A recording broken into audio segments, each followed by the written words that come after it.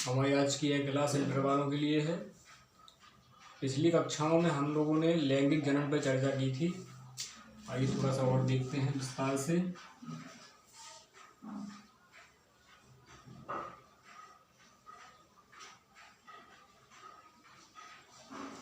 जो लैंगिक जनन होता है उसमें एक ही जाति के दो जीवों की आवश्यकता होती है, जिसमें एक नर होता है और एक मादा होती है। तो लैंगिक जनन में एक नर और एक मादा का होना आवश्यक है। इन्हीं दोनों के मध्य लैंगिक जनन होता है, लेकिन शर्त यह है कि दोनों एक ही जाति के होने चाहिए। मनुष्य की बात करें अगर हम, तो मनुष्य का नर कहलाता है पुरुष और मादा कहलाती है स्त्री। तो नर में बनते हैं नर युग्मक और मादा में बनते हैं मादा युग्मक। यहाँ पर वृषण नाम की संरचना पाई जाती है पुरुषों में या नर में, और स्त्री में होता है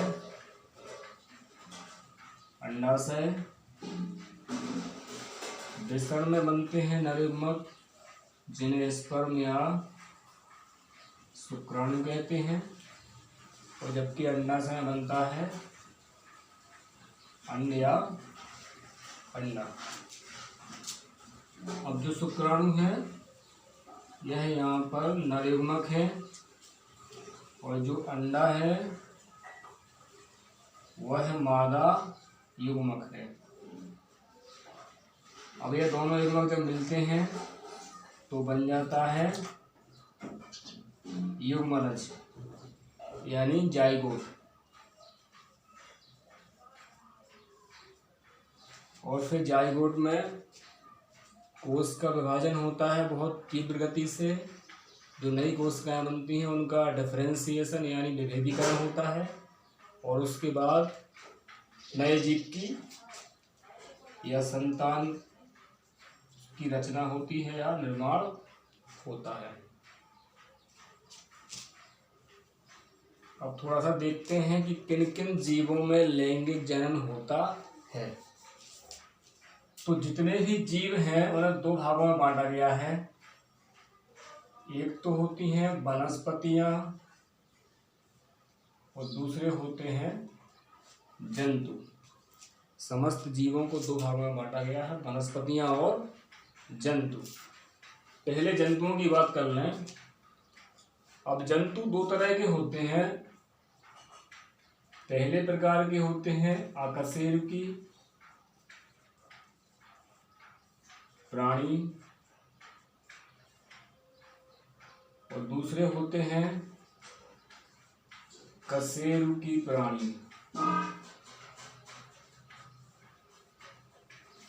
अकशेरुकी प्राणी को हम लोग बोलते हैं इनवर्टेब्रेट या नॉन कॉर्डेट, और कशेरुकी कहलाते हैं वर्टिब्रेट या कॉर्डेट। अब जो अकशेरुकी प्राणी हैं उनमें पहले होते हैं प्रोटोजोआ,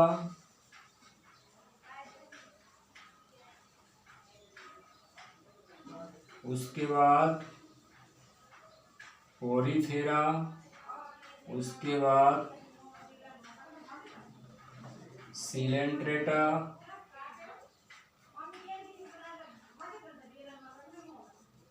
उसके बाद प्लेटीहेलमिन्थस, उसके बाद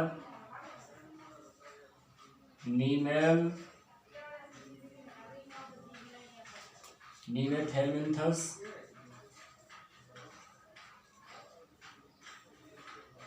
उसके बाद एनिलिडा, उसके बाद मोलस्का, उसके बाद आर्थ्रोपोडा, और उसके बाद इकाइनोडर्मेटा। तो इस तरह 1 2 3 4 5 6 7 8 9 जो अकशेरुकी प्राणी होते हैं उनको 9 भागों में बांटा गया है। Protozoa, porifera, coelenterata, platyhelminthes, nemathelminthes, annelida, mollusca, arthropoda, echinodermata. तो प्लेटीहेलमिन्थस के बाद के जितने भी अकशेरुकी प्राणी हैं सब में लैंगिक जनन स्पष्ट रूप से पाया जाता है। यानी इन सब में प्लेटीहेलमिन्थस, नीमाथेलमिन्थस जो भी हैं एकाइनोडर्मेटा तक सब में नर होंगे, मादा होंगी। इनमें नर युग्मक बनेंगे, मादा युग्मक बनेंगे और लैंगिक जनन की क्रिया स्पष्ट रूप से देखने को मिलती है। इसके बाद जितने भी कशेरुकी प्राणी हैं, अब जो कशेरुकी प्राणी हैं उन कशेरुकी प्राणियों को निम्नलिखित भागों में बांटा गया है। अब जो कशेरुकी प्राणी हैं उन्हें बांटा गया है, पहले तो होता है अधिवर्ग मत्स्य, उसके बाद है उभयचर, उभयचर माने एम्फीबिया, उभयचर के बाद है सरीसृप यानी रेप्टाइल, उसके बाद पक्षी यानी एप्स और पक्षी के बाद स्तनधारी। तो ये सारे के सारे हैं कशेरुकी प्राणी, सारे के सारे हैं कशेरुकी प्राणी।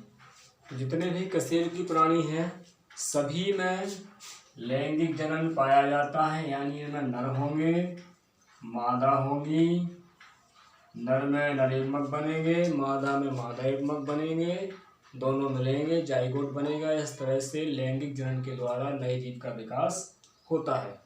तो यहाँ पर दो बातें देखने को मिली कि जितने भी कशेरुकी प्राणी हैं, कॉर्डेट हैं, सबके सब में लैंगिक जनन होता है, सभी में नर और मादा अलग अलग पाए जाते हैं।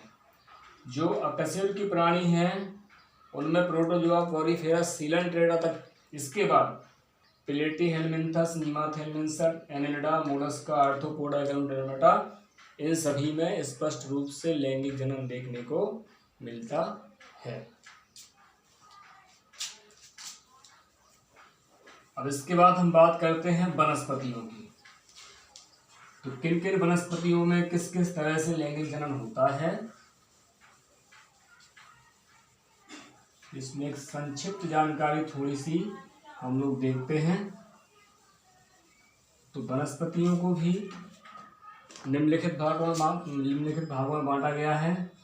पहले तो होते हैं शैवाल, दूसरे होते हैं कवक, फिर होते हैं ब्रायोफाइट्स, फिर होते हैं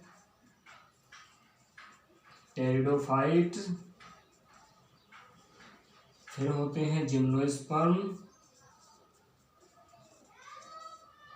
उसके बाद होते हैं एंजियोस्पर्म। शैवाल है, शैवाल में लैंगिक जनन होता है, कवक में होता है, ब्रायोफाइट में होता है, टेरिडोफाइट में होता है, जिम्नोस्पर्म में होता है, एंजियोस्पर्म में होता है।